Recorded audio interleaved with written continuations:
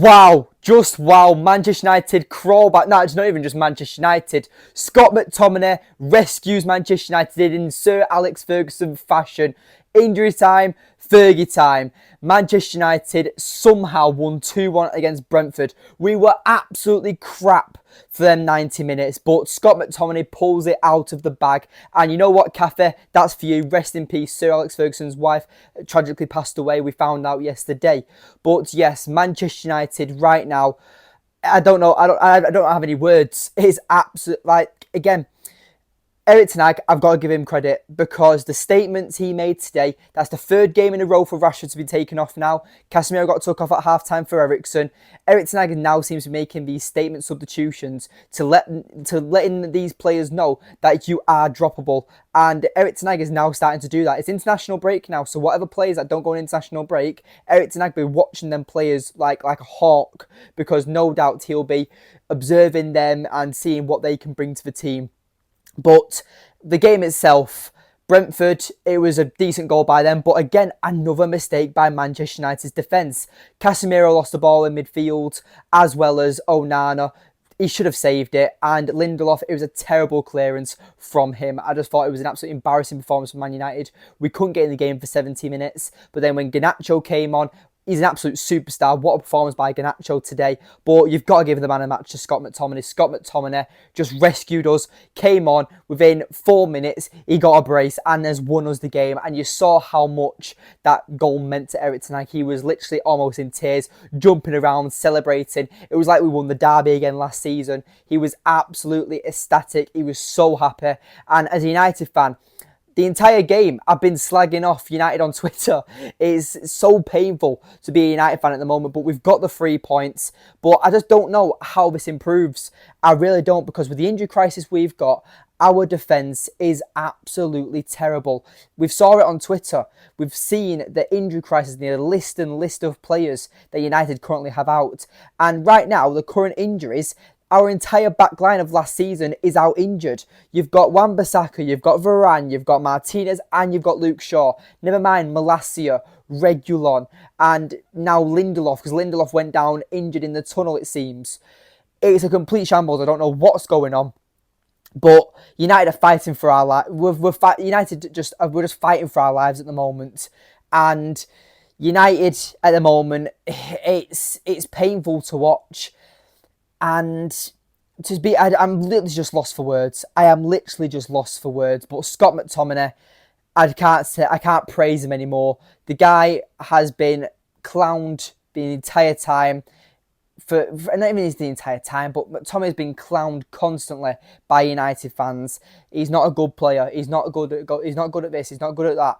We know when Scott McTominay is driving forward, he has an eye for goal. He was a striker in the youth academy, for God's sake. He knows how to score goals. And today, he proved it. Would you include Scott McTominay in the next game for Manchester United? I would. I'd consider it, because Scott McTominay's pulled out the bag there, so no doubt. I mean, you look at Hannibal.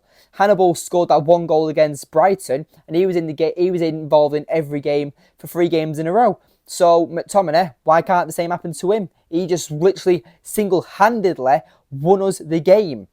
McTominay, you get my man of the match. You get everyone else's man of the match today, because no one else deserved it. If I was going to say without McTominay, who would have been my man of the match if it ended 1-0? I probably would say someone like Dalot. Dalot seemed all right today, but he was the best out of a bad bunch. But Scott McTominay stands out, and I just don't have any words. I really don't have any words. But Scott McTominay is Manchester United's hero. It's good to see that Erik Ten Hag is now starting to make these harsh substitutions and strict substitutions, because it isn't on. Casemiro played terrible in that first 45 minutes. Marcus Rashford being took off again on the 60th minute. These performances aren't good enough. And Garnacho was brilliant today. McTominay, again, game changer. Absolute game winner.